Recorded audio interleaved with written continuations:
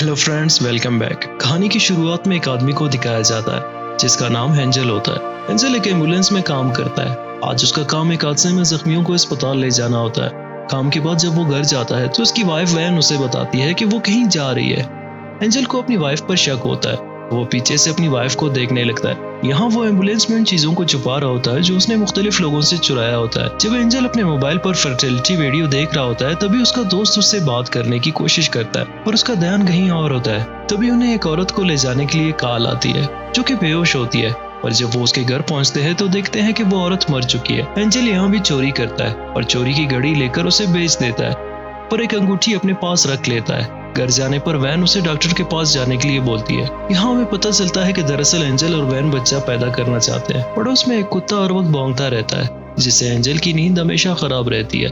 अगले दिन जब वो डॉक्टर के पास जाता है तो डॉक्टर उसे बताता है कि उसका स्पर्म काउंट बहुत ही कम है, जिसके लिए उसे और उसकी वाइफ को मसनूई तरीके से बच्चा पैदा करने का मशवरा देती है।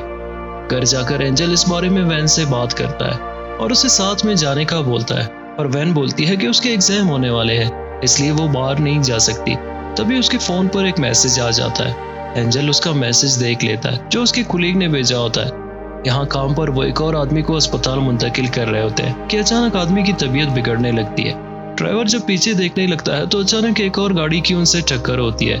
उस दिन के बाद हम देखते हैं कि वैन अपने हस्बैंड को दिलासा दे रही होती है क्योंकि उस एक्सीडेंट के बाद अब एंजल पैरालाइज्ड हो चुका है। यहाँ एक बार फिर वैन को उसके क्लासमेट का फोन आता है। वैन एंजल को बताती है कि उसे अपने स्टडी नोट्स के लिए कुछ हेल्प चाहिए, इसलिए उसने कॉल किया है। अगले दिन एंजल एक वीडियो देख रहा होता है जहां उसे एक हैकिंग एप्लीकेशन के बारे में पता चलता है जिसके जरिए वो किसी के भी फोन की डेटा को चेक कर सकता है। फिजिकल थेरेपी लेने के बाद एंजल का दोस्त जो कि ड्राइवर होता है उसके पास आ जाता है और एक्सीडेंट वाले दिन के लिए उससे माफी मांगता है, पर एंजल उस पर गुस्सा करता है और उसे अपने अपाहिज होने का जिम्मेदार ठहराता है। रात को जब वैन बाहर जाने लगती है तो एंजल उसे आइसक्रीम लाने को बोलता है। वैन के बाहर निकलते ही एंजल उसके फोन में हैकर ऐप इंस्टॉल कर लेता है। वैन आइसक्रीम लाने के बाद जब चली जाती है तो एंजल अपना लैपटॉप उठा लेता है और हैकर ऐप के जरिए वैन के मोबाइल को ट्रैक करने लगता है। उस रात एक बार फिर एंजल की नींद उस कुत्ते की वजह से खराब होती है। अगली सुबह जब वो बाहर जाता है तो अपनी पड़ोसी से उस कुत्ते के बारे में शिकायत करता है। वो आदमी उसे बताता है कि क्योंकि मैं अपनी वाइफ के पास अस्पताल चला जाता हूँ तो अकेला होने की वजह से कुत्ता भौंकता रहता है। एंजल की तबीयत में अब काफी सुधार आ चुका है और वो इस बारे में वैन को बताने लगता है कि जल्द ही वो अपने पैरों पर खड़ा हो पाएगा, पर वैन उसकी बातों में कोई दिलचस्पी नहीं लेती। एंजल उसका ये रवैया देखकर हैरान रह जाता है। जहाँ वैन बताती है कि वो अपनी नौकरी छोड़कर एक जगह इंटर्नशिप करना चाहती है। वैन के जाने के बाद वो उसके तमाम मूवमेंट को ट्रैक कर रहा होता है। रात को अचानक ही एंजल को शदीद दर्द शुरू होता है, पर जब वो अपनी दवाइयाँ देखता है तो वो उसे वहाँ नहीं मिलती। तो वो वैन को कॉल करने लगता है, पर वो देखता है कि वैन ने अपना फोन स्विच ऑफ कर दिया है। तो वो उठकर किचन में अपनी दवाइयाँ ढूंढकर अपने बेड के नीचे छुपा लेता है। जब वैन घर आती है तो वो उससे दवाइयों का पूछता है।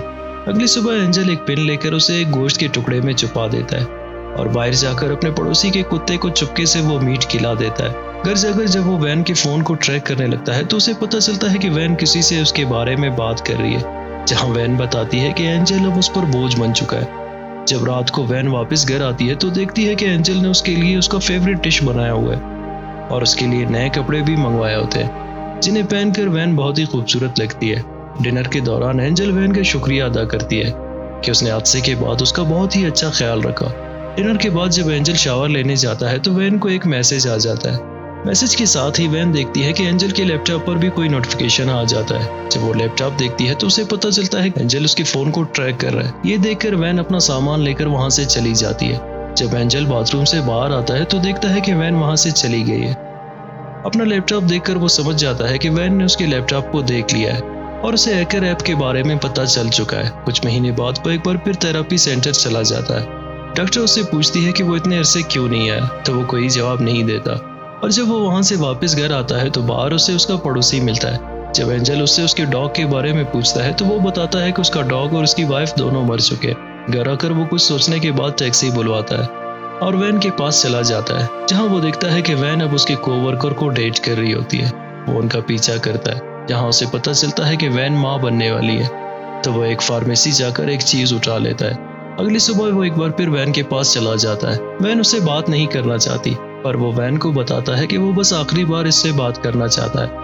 वैन जब उसकी बात सुनने को तैयार हो जाती है तो एंजल उसे बताता है कि वो आखिरी बार उसके साथ घर जाकर उसका सामान पैक करने में मदद करे, क्योंकि वो मुल्क छोड़कर जा रहा है। वैन उसके साथ घर चलने पर राजी होती है।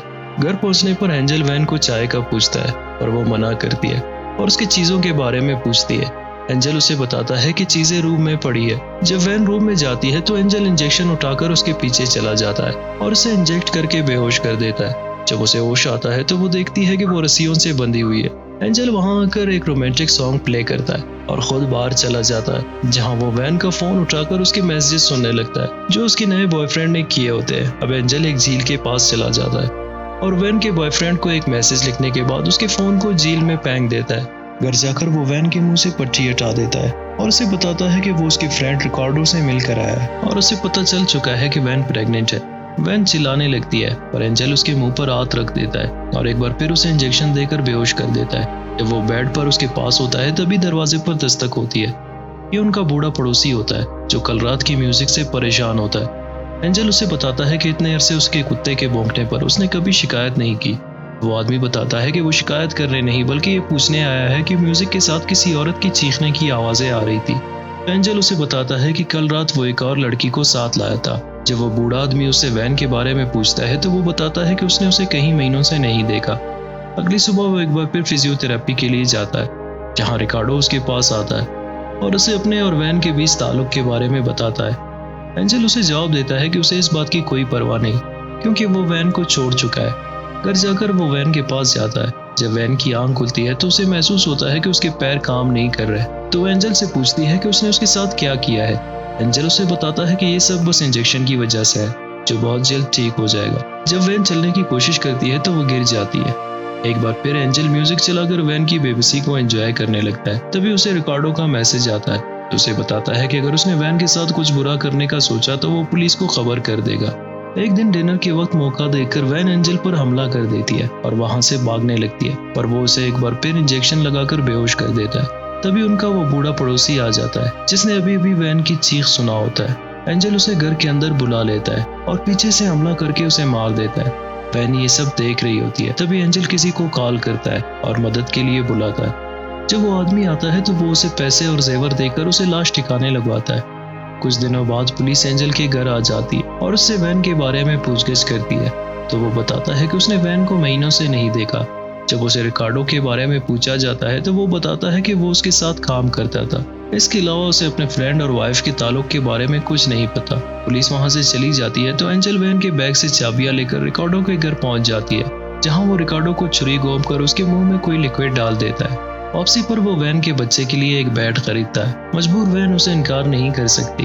आने के बाद वैन बाथरूम चली जाती है और वहां से नेल क्लिपर उठाकर अपने पास छुपा लेती है। रात को अचानक वैन को बुखार हो जाता है तो एंजल उसके लिए दवाइयां लेने बाहर चला जाता है।